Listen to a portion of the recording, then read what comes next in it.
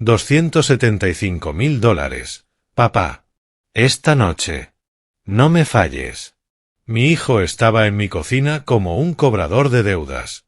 Serví café, sonreí y dije, déjame pensarlo. Garrett se fue. 6 horas después, yo también. Cuando regresó a las 7 esperando un cheque, encontró una casa vacía, una puerta cerrada con llave y un sobre. Lo que había dentro lo hizo gritar, lo hizo contratar un abogado, lo hizo darse cuenta de que su cajero automático había desaparecido. Agradezco que estés aquí escuchando mi historia. Antes de contarte qué pasó después, deja un comentario. ¿Desde dónde estás viendo esto? ¿Y qué hora es ahora mismo? Debí haber sabido que algo estaba mal cuando escuché el portazo del coche a las 7 de la mañana. Necesito $275.000. Papá, la deuda de Chelsea. Mi hijo Garrett dejó caer una carpeta sobre mi mesa de cocina como si fuera una lista de compras. No era una petición, era una declaración. Se quedó ahí parado con su traje planchado, el teléfono en la mano, el pulgar deslizándose por la pantalla. Miré la carpeta. Manila, gruesa, del tipo que significa problemas. Es lo que hacen los padres, dijo sin levantar la vista. De todos modos no necesitas ese dinero. Tienes 70 años. Tus gastos son mínimos. Abrí la carpeta. Estados de cuenta bancarios, contratos de préstamos, la firma de Chelsea y ese número en tinta negra y fría. $275.000. Casi todo lo que me quedaba. ¿Y tú, Garrett? Miró su reloj. Dorado. Caro. Tengo una reunión a las 9. Volveré a las 7 de la noche. Tenlo listo. No puedes. ¿No podrías? Tenlo listo. Se fue. La puerta se cerró con un clic. Me quedé solo en mi cocina, el café enfriándose en mi mano. El número me devolvía la mirada. $275.000. No era la primera vez. Hace 2 años. 40.000, préstamo temporal. Papá, te lo devuelvo. Nunca lo hizo. El año pasado, 75.000. Emergencia de negocios. Sigo esperando. Ahora esto, como si yo fuera un banco. Como si no fuera humano, solo un recurso para exprimir hasta secarlo. Mis manos empezaron a temblar. La voz de Eleanor resonaba en mi cabeza. 8 años que se fue, pero todavía tan clara. Un esposo provee, Raymond, sin hacer preguntas. Lo había dicho durante 30 años. Cada viernes yo le entregaba mi cheque de pago. Ella decidía todo, en qué gastábamos, qué ahorrábamos, dónde vivíamos, a quién veíamos. Me decía a mí mismo que era más fácil así, que los buenos esposos no cuestionan. Y ahora aquí estaba Garrett. La misma cocina, el mismo tono, la misma expectativa. De tal palo, tal astilla. Miré a mi alrededor. 35 años en esta casa. Ni siquiera estaba a mi nombre. Eleanor se había asegurado de que pasara a Garrett en su testamento. Todo por lo que había trabajado, 40 años en Henderson Supply. Todo yendo a cuentas que nunca vi. Y ahora Garrett quería lo último que me quedaba. No me quedaría nada. Tal vez 1 año o 2 si era cuidadoso. Si nada salía mal, si no me enfermaba. ¿Y luego qué? Cuando eso se acabara, ¿volvería él? La respuesta me golpeó como agua fría. Por supuesto que sí. Esto nunca terminaría. Tomaría hasta que no quedara nada, hasta que yo no fuera nada. Mi pecho se apretó. 70 años, y nunca había tomado una sola decisión por mí mismo. Eleanor las había tomado todas. Luego murió y me dejó con un hijo que había aprendido cada truco de su manual. Iba a morir en esta cocina, solo, vacío. A menos que, el pensamiento llegó en silencio, a menos que dijera que no. Mi mano se movió hacia mi teléfono, el viejo teléfono de tapa que había tenido por 10 años. Había un número que no había marcado en 50 años. No había hablado con él desde antes de que Eleanor decidiera que no lo necesitábamos cerca. Ernesto Coleman, compañero de cuarto en la universidad, padrino de mi boda, hasta que Eleanor lo eliminó. Es una mala influencia, Raymond. Siempre cuestionando las cosas. Así que dejé morir esa amistad porque era más fácil que pelear. Pero Ernesto era abogado ahora, y yo no tenía a dónde más recurrir. Marqué antes de poder arrepentirme. Un tono, 2, 3. ¿Hola? Su voz, más vieja pero inconfundiblemente Ernesto. Mi garganta se cerró. ¿Hola? Si esto es una llamada de robot. Ernesto. Salió quebrado. Silencio. Luego, ¿Raymond? ¿Eres tú? 50 años de silencio entre nosotros. Ernesto. No podía sacar las palabras. Necesito ayuda.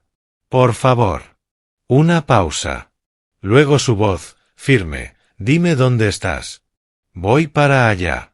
Pasé los siguientes 30 minutos en la ventana de mi cocina, mirando la calle, preguntándome si había cometido un error. Entonces el Honda plateado de Ernesto entró en mi entrada. No tocó, simplemente entró. Maletín en una mano, llaves del coche en la otra. Cabello gris, lentes de lectura, pero todavía con esa confianza de la universidad. Agarró la carpeta de Garrett, la hojeó. Su cara se oscureció. No te está pidiendo, Raymond. Te está exigiendo. Igual que Eleanor solía hacer. Me estremecí. Tenemos 8 horas antes de que regrese. Ernesto miró su reloj. Mueve tu dinero. Consigue protección legal. Te saco de aquí hoy. Ernesto, no puedo. Es tu hijo. Y tú eres su cajero automático. ¿Cuándo se detiene esto? Ernesto agarró su maletín. Vamos.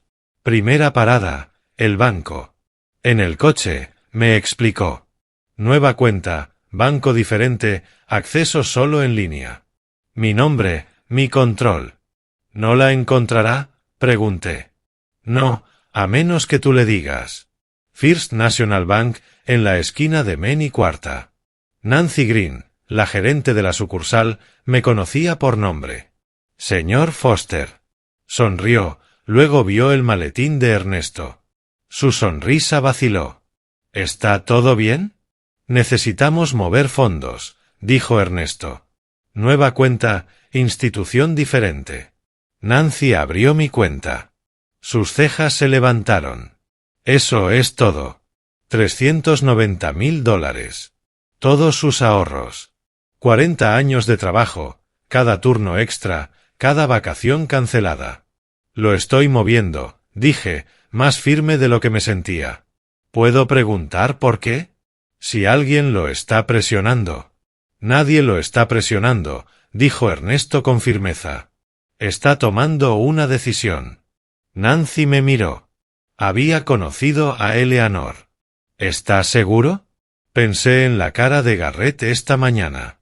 La manera en que me había mirado como si no existiera. Por primera vez en mi vida, sí. 20 minutos después, mi cuenta vieja mostraba 0. La nueva, la que solo yo podía acceder, mostraba 390,000.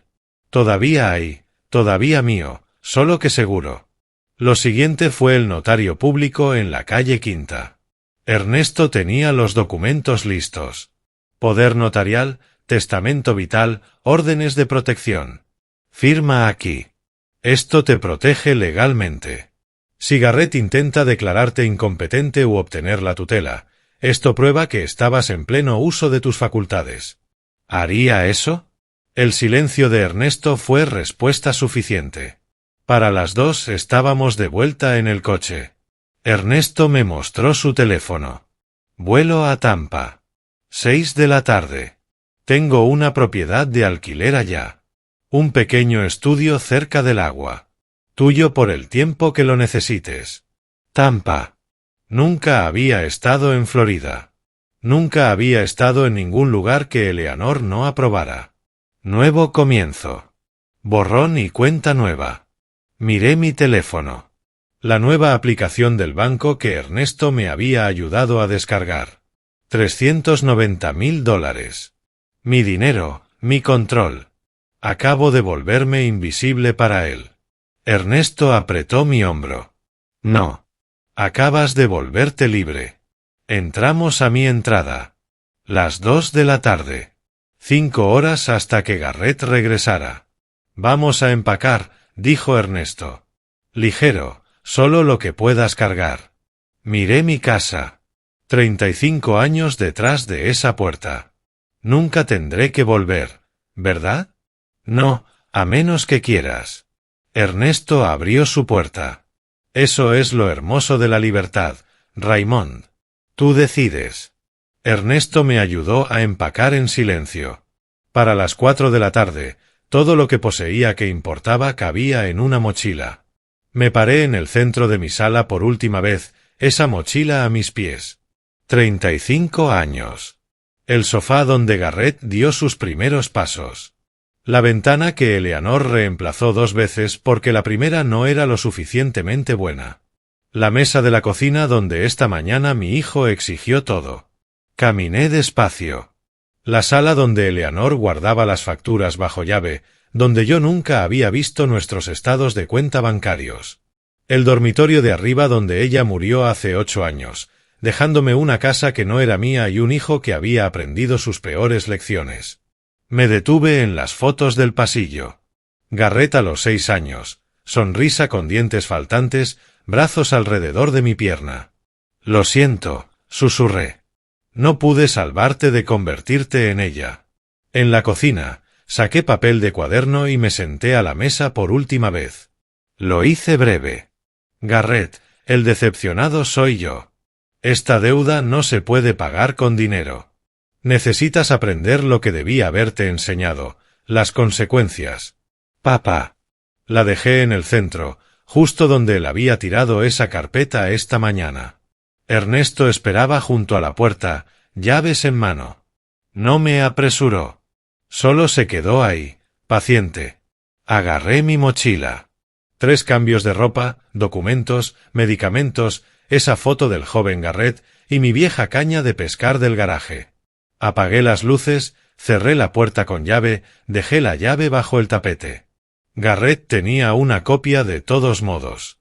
¿Listo?, preguntó Ernesto. Miré hacia atrás una vez más. Sí. Vámonos. Aeropuerto Port Columbus, 20 minutos en coche. Vi la ciudad pasar por la ventana, sin decir nada. Fila de seguridad a las 6:30. Seguía mirando mi reloj. Garrett estaría llegando a casa justo ahora. Encontrando esa casa vacía. Leyendo la carta. Grupo de abordaje C. La agente de la puerta llamó. Ernesto me acompañó hasta la puerta. Su vuelo a Nueva York no salía hasta mañana.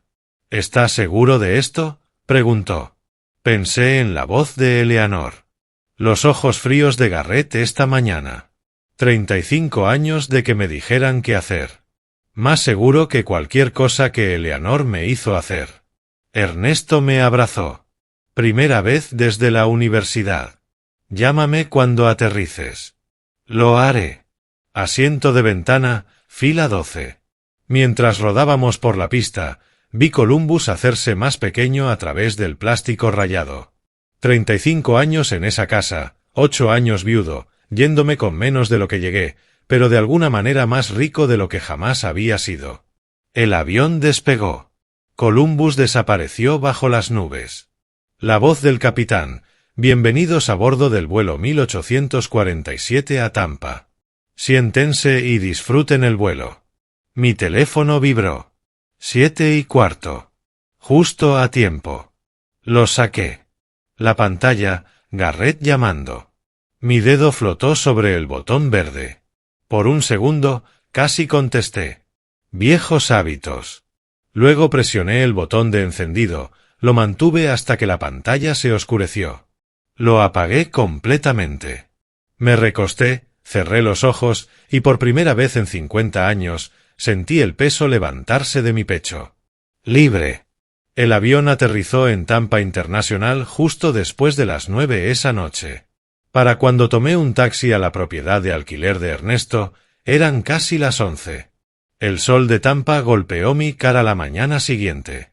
Caliente, brillante, nada como los cielos grises de Ohio que había dejado atrás. El estudio estaba a 3 cuadras de Ballast Point. 40 metros cuadrados. Cama Murphy, pequeña cocina, balcón con vista a la bahía de Tampa. $800 al mes. Ernesto había pagado el primero y el último. Desempaqué mi mochila. Todo cabía en un closet. Esa primera noche en el balcón, escuché el agua golpear contra el malecón, viendo las luces de los barcos derivar por la bahía. No había escuchado un silencio así en 35 años. A las 5 de la mañana siguiente, viejo hábito del almacén, ya estaba despierto viendo el sol subir sobre el agua. Mis ojos ardían. No podía recordar la última vez que había llorado por algo bueno. Necesitaba un propósito. 3 cuadras abajo, una campana sonó cuando entré a Ballast Point Tackle. El hombre detrás del mostrador levantó la vista. Cara curtida, ojos amables. ¿Le ayudo? Necesito equipo básico. No he pescado en 20 años. Su cara se iluminó. Miguel Santos. ¿Acaba de mudarse? Ayer. Raymond Foster. Miguel sacó un mapa, lo marcó con bolígrafo rojo. El mejor lugar para el pez cerdo. Al final del muelle al amanecer. Compré una caña barata, aparejos básicos. Miguel incluyó anzuelos extra. Bienvenido a Tampa. Buena pesca. Día 3. Pesqué mi primer pez. 2 peces cerdo, un pargo de manglar. Mis manos temblaban al limpiarlos. No de miedo, sino de alegría. El sábado por la mañana, me instalé en el mercado con un letrero escrito a mano. Pescado fresco. $8 el kilo. Vendí todo en 2 horas. $67. Una mujer sonrió. El mejor pescado que he comido. ¿Estará aquí cada semana? Sí, señora. Se formó una rutina. Pescar al amanecer, limpiar la pesca, vender los sábados. Las tardes en el balcón con un cuaderno, escribiendo pensamientos por primera vez. Día 5 en Tampa. 22 llamadas perdidas de Garrett. No he escuchado ninguna. ¿Así se siente la paz? Una mañana, Miguel lanzó su línea junto a la mía. Huiste de algo, ¿verdad? Vi mi línea flotar. Corrí hacia algo. Mi propia vida. Miguel asintió. No presionó. Así empezó la amistad aquí. Para la segunda semana, dormía toda la noche. Manos más firmes. El nudo en mi pecho se había aflojado. Tampa no era mi hogar todavía, pero se estaba convirtiendo en un lugar que yo había elegido para mí. Una tarde pedí prestada una laptop en la biblioteca para revisar mi cuenta bancaria. El saldo todavía mostraba 390.000. Seguro. Apareció una notificación de correo. Asunto: acción legal urgente requerida. Remitente: Nathan Price, abogado. Mi estómago se hundió. Señor Foster, su falta de respuesta a la solicitud razonable de su hijo constituye negligencia de deber familiar. Como su asesor legal, estoy obligado a informarle que se tomarán acciones dentro de 48 horas a menos que contacte esta oficina inmediatamente para coordinar la transferencia de los fondos solicitados. El incumplimiento resultará en una solicitud de tutela de emergencia por motivos de incompetencia mental y autonegligencia. Atentamente, Nathan Price. 48 horas. Tutela de emergencia. Incompetencia mental. Las palabras nadaban. Mis manos empezaron a temblar de nuevo. El viejo miedo regresando. Venían por mí. Incluso aquí, incluso después de todo, Garrett no había terminado. Llamé a Ernesto antes de poder entrar en pánico. Incluso a las 10 de la noche, contestó al primer tono. Videollamada, dijo. Necesito ver tu cara. En la pantalla de la laptop, Ernesto estaba sentado en su oficina de Nueva York, corbata aflojada, lentes de lectura puestos. Sostuve mi teléfono, le mostré el correo de Nathan Price. Ernesto lo leyó, luego se rió. Amenazas vacías. Pero significa que Garrett se está desesperando. ¿Lo suficiente como para solicitar la tutela? Puede intentarlo. No funcionará. Ernesto ya estaba tecleando. Los hombres desesperados hacen cosas peligrosas, Raymond. Pero los movimientos legales estúpidos no son peligrosos. Son solo ruido. Para medianoche, Ernesto había enviado una respuesta formal. El señor Foster no tiene ninguna obligación legal. Es mentalmente competente, financieramente independiente. Cualquier acoso adicional resultará en una contrademanda por abuso de ancianos. Ahora esperamos, dijo Ernesto. Pasaron 10 días. Sin respuesta. Casi creí que había terminado. Sábado por la mañana, semana 4. Estaba en mi puesto del mercado cuando una mujer se acercó. Delgada, gafas de sol a pesar del cielo nublado. Se las quitó. Chelsea. La esposa de Garrett. Un moretón amarilleaba en su pómulo. Raymond susurró. ¿Podemos hablar? Nos sentamos en un banco lejos de la multitud. Lo siento mucho. La deuda no son 275.000. Son más de 400.000. Ha estado mintiendo durante años. Mi estómago se hundió. Prestamistas, deudas de juego. Él lo llamaba inversiones de negocios. Usó tu número de seguro social para abrir líneas de crédito. Sus manos temblaban. Falsificó tu firma en todo. Me mostró mensajes de números desconocidos. Amenazas sobre la deuda de Foster. Me golpeó anoche cuando le dije que vendría a advertirte. La voz de Chelsea se quebró. No es quien crees. Tienes que dejarlo. Llévate a Logan y a Chloe. Él controla todo. Las cuentas, mi teléfono, el coche. Ni siquiera tengo dinero para gasolina. Le di $200. Le compré un teléfono desechable en la tienda de conveniencia, le escribí la dirección de un refugio. Ponte a salvo. 2 días después, alguien tocó mi puerta. Una mujer en blazer, placa en el cinturón. Señor Foster, detective Rachel Hughes, unidad de delitos financieros. Ojos agudos, apretón de manos firme. Necesitamos hablar sobre su hijo. Se sentó en mi mesa de comedor, abrió una carpeta gruesa. Múltiples cuentas a su nombre. Préstamos fraudulentos que totalizan $640.000. Conexiones con prestamistas del crimen organizado. Levantó la vista. Usted es víctima de robo de identidad. Pero necesitamos su cooperación para procesar. 640.000. Más del doble de lo que Garrett había pedido. Más de lo que había ahorrado en 40 años.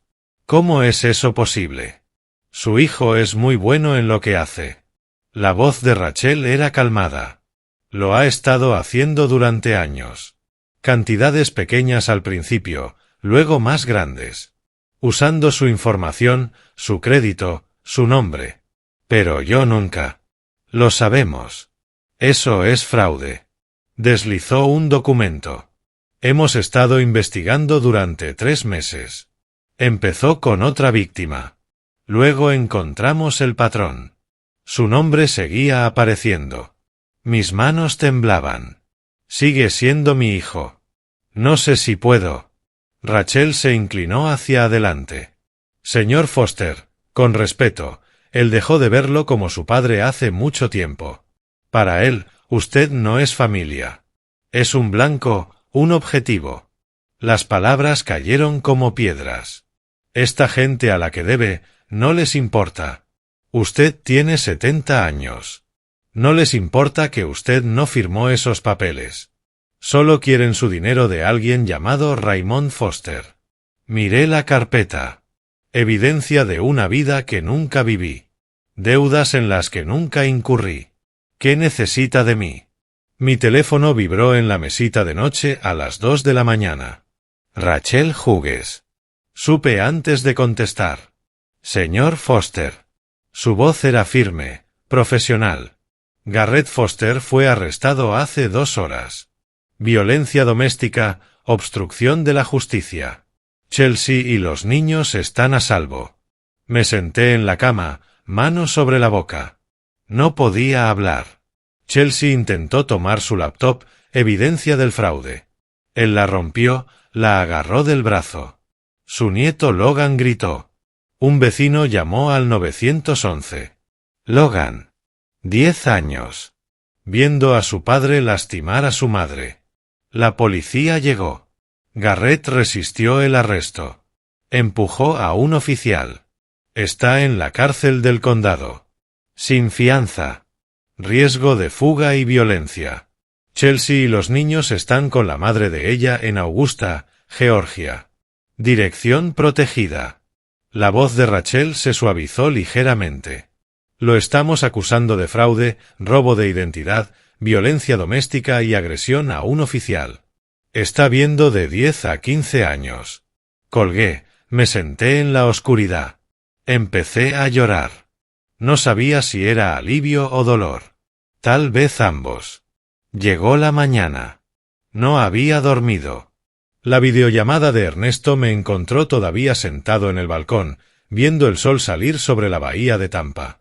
Raymond. La cara de Ernesto en la pantalla era gentil. Tú no causaste esto.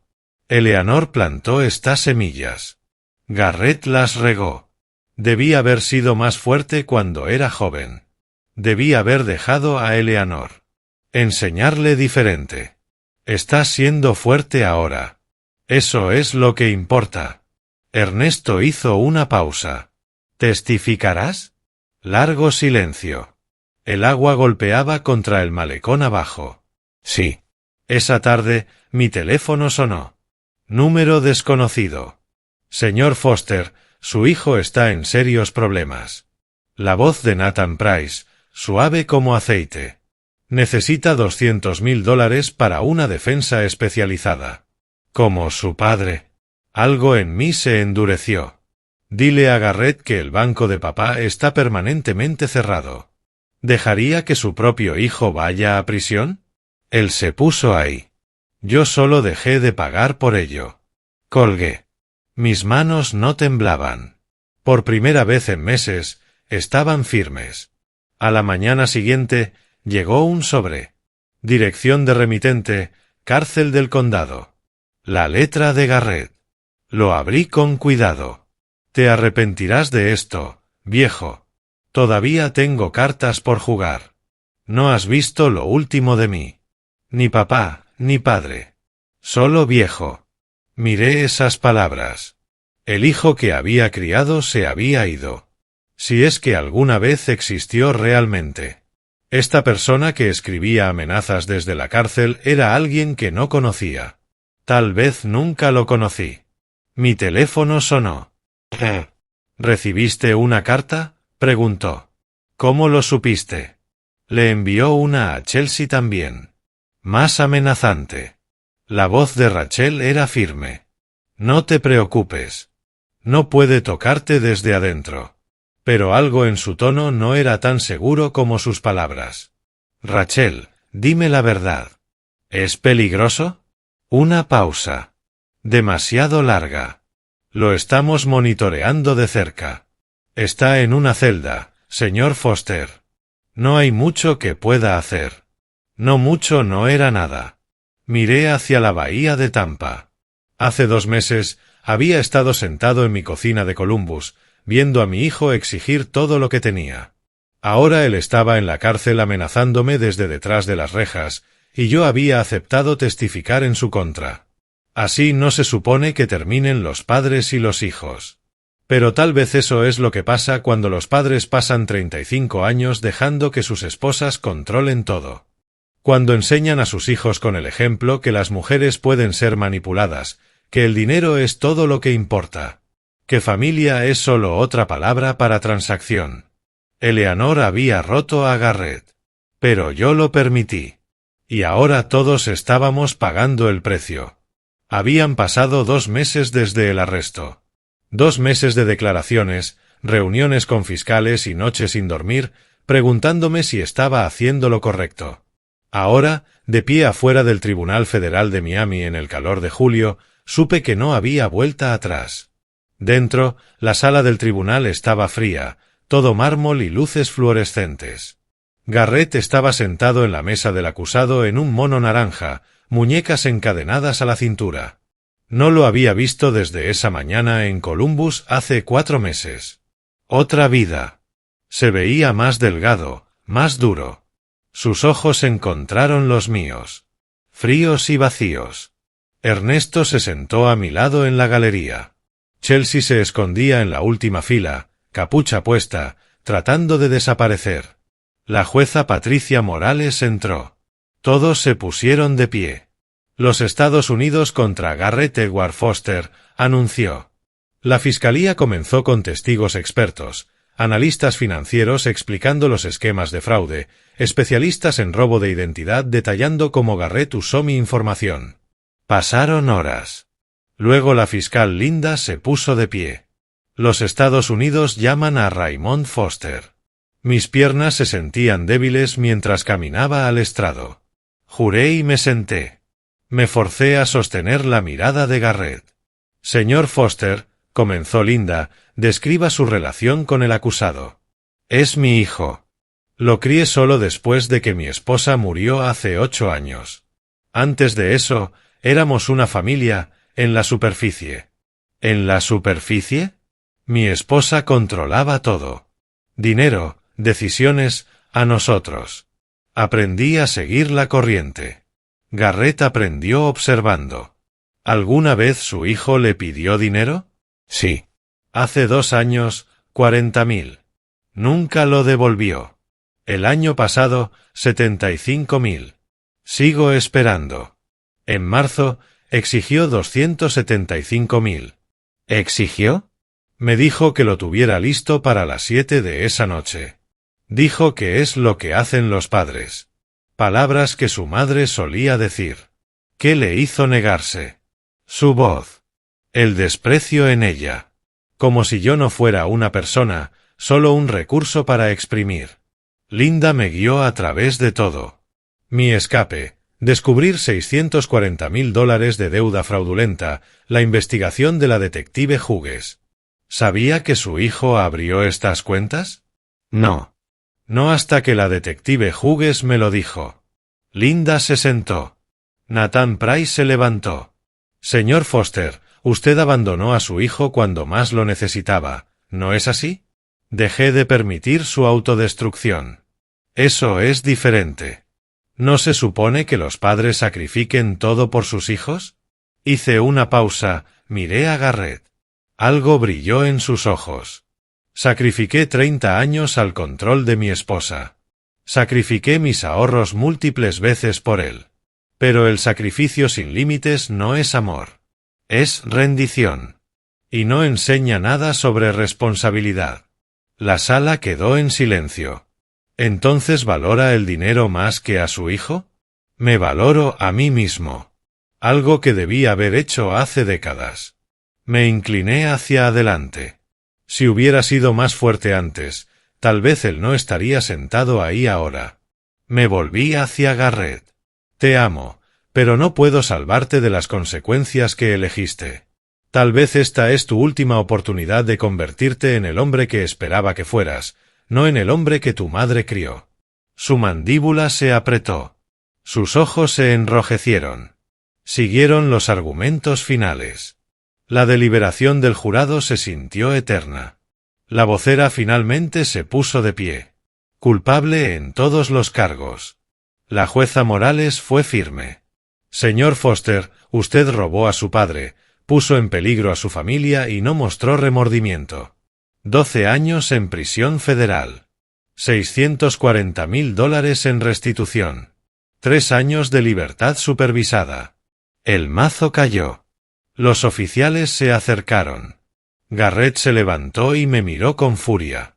Esto no ha terminado, viejo. 12 años. Lo recordaré.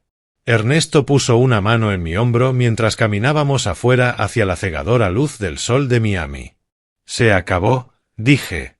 «No», dijo Ernesto suavemente. «Está comenzando». 2 semanas después, Rachel llamó. Garrett intentó meter un teléfono de contrabando a la prisión. Quería llamar a alguien para que se encargara de su padre. Un informante lo reportó. Mi sangre se heló. Ahora está en aislamiento. 3 años adicionales agregados a su sentencia, dijo Rachel. Estás a salvo, señor Foster. Pero no se está rindiendo. Esa noche me senté en mi balcón de Tampa, viendo los barcos derivar lentamente por la bahía. 12 años se habían convertido en 15. Y en algún lugar de una prisión de Florida, mi hijo todavía estaba tramando, todavía viéndome no como su padre, sino como su asunto pendiente. 6 meses después del juicio, estaba de pie frente a 50 extraños en el centro comunitario de Tampa, mis manos temblando ligeramente mientras sostenía el micrófono. Mi nombre es Raymond Foster. Tengo 71 años, y durante 43 años fui un cajero automático. Algunas risas nerviosas recorrieron la audiencia. Tomé aire y continué. Mi esposa, Eleanor, me enseñó que un buen esposo provee sin cuestionar.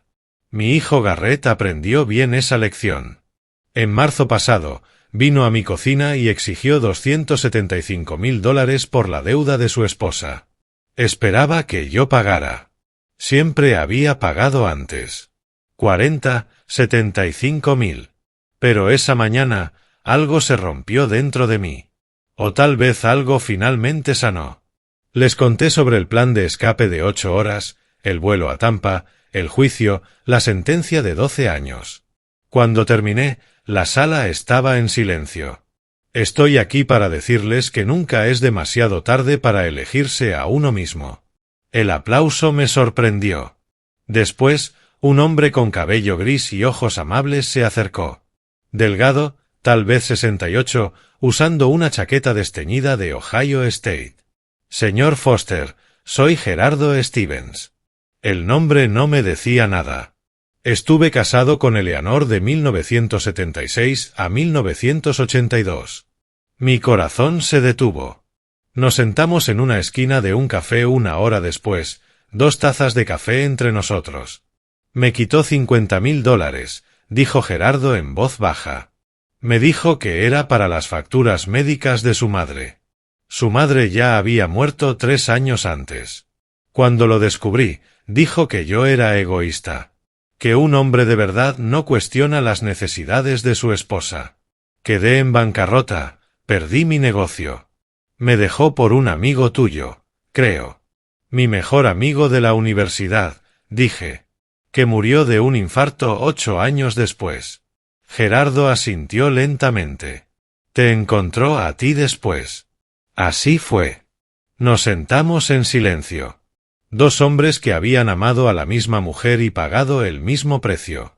Tu historia en el Tampa Bay Times, dijo finalmente Gerardo. Me ayudó a entender que no era débil. Fui un blanco. Hay una diferencia. Ernesto me dijo que convirtiera mi dolor en propósito, dije. Creo que tal vez eso es lo que hacemos ahora. Para febrero, habíamos registrado Segundo Comienzo como organización sin fines de lucro. Ernesto manejó el papeleo legal gratis. Diseñamos un logo de un fénix renaciendo y programamos talleres mensuales. Gerardo dirigía las sesiones de educación financiera. Yo enseñaba lo que llamaba terapia de pesca, llevando grupos de hombres a Ballast Point al amanecer. Para marzo, teníamos 80 miembros, 3 consejeros voluntarios, una alianza con una clínica de asistencia legal. El Tampa Bay Times publicó un reportaje, 2 hombres, una abusadora, un movimiento. Un canal de noticias local nos entrevistó en las escaleras del tribunal donde Garrett había sido sentenciado. Están ayudando a la gente a ver que el abuso financiero de ancianos no se trata solo de dinero, dijo la reportera. Se trata de control, manipulación, robo de identidad, y que los hombres también pueden ser víctimas. Estamos ayudando a la gente a ver que no están solos, la corregí. y que nunca es demasiado tarde para empezar de nuevo. Esa tarde, Gerardo y yo estábamos en mi balcón con vista a la bahía de Tampa, viendo el sol ponerse sobre el agua. Somos guerreros ahora, dijo con una ligera sonrisa. Viejos guerreros, respondí. Pero guerreros.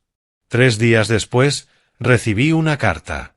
La dirección de remitente era el anexo de liberación laboral del Centro Correccional Sumter. La abrí lentamente. Papá, he estado en un programa de liberación laboral de seguridad mínima por 4 meses. Trabajo en un almacén, como tú solías hacer. Me ha dado tiempo para pensar. Sobre mamá, sobre lo que me enseñó, sobre lo que te hice. No estoy pidiendo nada. Solo quería que supieras que estoy tratando de entender. Care. La voz era diferente. Más callada. Tal vez real. Dejé la carta y miré hacia la bahía, donde la última luz se desvanecía en la noche. Papá, ya no merezco llamarte así. Leí la línea inicial 2 veces, mis manos temblando. 3 años de silencio, y ahora esta carta de Garrett yacía en mi regazo mientras me sentaba en mi balcón, el agua brillando con el sol. Sus palabras eran diferentes. Más suaves. Honestas. He estado en terapia. Ordenada por el tribunal al principio, pero seguí yendo. Me hicieron rastrear el patrón. Mamá. ¿Cómo te controlaba? ¿Cómo aprendí observando? Me decía a mí mismo que estaba pidiendo ayuda. Que la familia cuida a la familia. Pero eso es lo que ella solía decir, ¿no? Te manipulé. Te amenacé. Usé tu amor como un arma. No espero perdón. Solo quería que supieras que estoy intentando. Y lo siento. Care. Dejé la carta. No respondí. Una semana después, mi laptop sonó. Chelsea apareció en la pantalla, más saludable de lo que la había visto en años. Raymond, los niños quieren visitar Tampa en las vacaciones de verano. ¿Estaría bien? Sonreí. Me encantaría. Logan llegó a los 13, alto y delgado. Chloe, de 10, tenía una sonrisa con dientes faltantes que se parecía exactamente a la de Garrett cuando era joven. Los llevé al muelle de Ballast Point. Logan pescó su primer pez cerdo, gritando a través del agua. Esa noche en la cena, Chloe me miró. Abuelo, ¿por qué no le diste el dinero a papá? Me arrodillé junto a ella.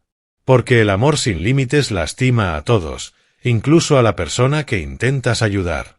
Tu papá necesitaba aprender eso. Y yo necesitaba aprender a decir que no. Logan, más callado, preguntó. ¿Crees que realmente cambiará? Dije la verdad. No lo sé. Pero no puedo esperar a que él lo resuelva. Tengo mi propia vida ahora. Ese fin de semana, Ernesto visitó. Estábamos de pie en el balcón al atardecer, cañas de pescar en el agua. ¿Algún arrepentimiento? Preguntó. Uno, dije. Que tomó 70 años. Ernesto sonrió. Mejor tarde que nunca, Rey. Más tarde esa semana, finalmente le escribí a Garrett. Garrett, veo tu esfuerzo. El cambio toma tiempo. Si es en serio, tal vez algún día podamos hablar. No como padre e hijo atrapados en viejos patrones, sino como 2 personas tratando de ser mejores. No te debo perdón, pero tampoco te debo enojo. Elijo la paz. Raymond.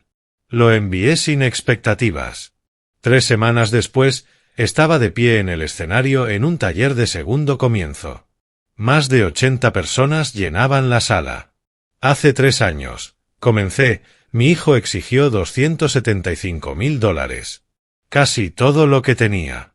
Tenía 2 opciones, ceder y perderme a mí mismo, o decir que no y perderlo a él. Me elegí a mí. La decisión más difícil y mejor de mi vida. La gente pregunta si lo perdoné. El perdón no es un destino. Es un camino. Algunos días estoy enojado. Algunos días estoy triste. Pero cada día soy libre. Miré a través de la sala. Si alguien, familia o no, te está drenando, recuerda, no eres responsable de arreglarlos. Eres responsable de salvarte a ti mismo. Y nunca es demasiado tarde para empezar. Esa tarde, caminé bajo el atardecer de Tampa, caña al hombro. Ernesto y Gerardo esperaban junto al agua. Lancé mi línea. Un pez pequeño tiró. Lo recogí, lo estudié, luego lo solté. Muy pequeño, dije. No vale la pena quedárselo. Ernesto se rió. Gerardo asintió. Has aprendido que batallas pelear. Tengo 73 años ahora. No sé si Garrett realmente cambiará.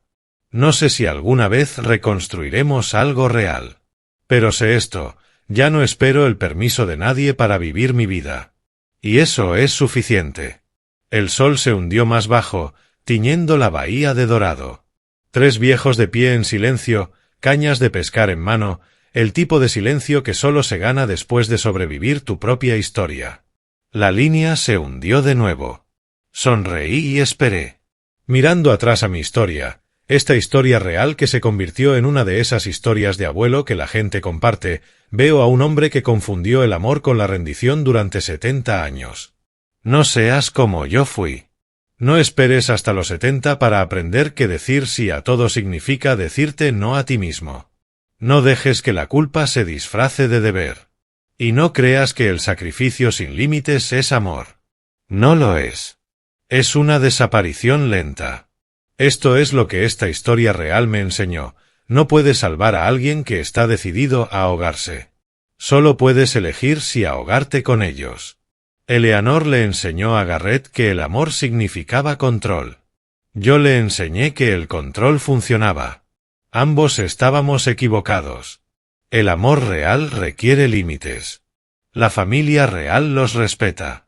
Si hay algo por lo que estoy agradecido, y le doy gracias a Dios por esta claridad, es que finalmente aprendí la diferencia entre ayudar y permitir. Entre apoyar y rendirse. Entre ser un padre y ser un cajero automático. Estas historias de abuelo que contamos no son solo sobre lo que pasó. Son advertencias. Son mapas. La mía dice, nunca es demasiado tarde para elegirte a ti mismo. Nunca es demasiado tarde para decir que no. Nunca es demasiado tarde para alejarte de personas que te ven como un recurso en lugar de un ser humano. Tengo 73 años. No sé cuántos años me quedan, pero cada uno de ellos será mío. Esa es mi historia real. Esa es mi lección. Si esta historia te tocó, si alguna vez te has sentido como un cajero automático para tu familia, deja un comentario abajo. Comparte tu historia. No estás solo. Y si este mensaje podría ayudar a alguien que conoces, por favor comparte este vídeo. Suscríbete a este canal para más historias reales de abuelos sobre sobrevivir, sanar y elegirte a ti mismo.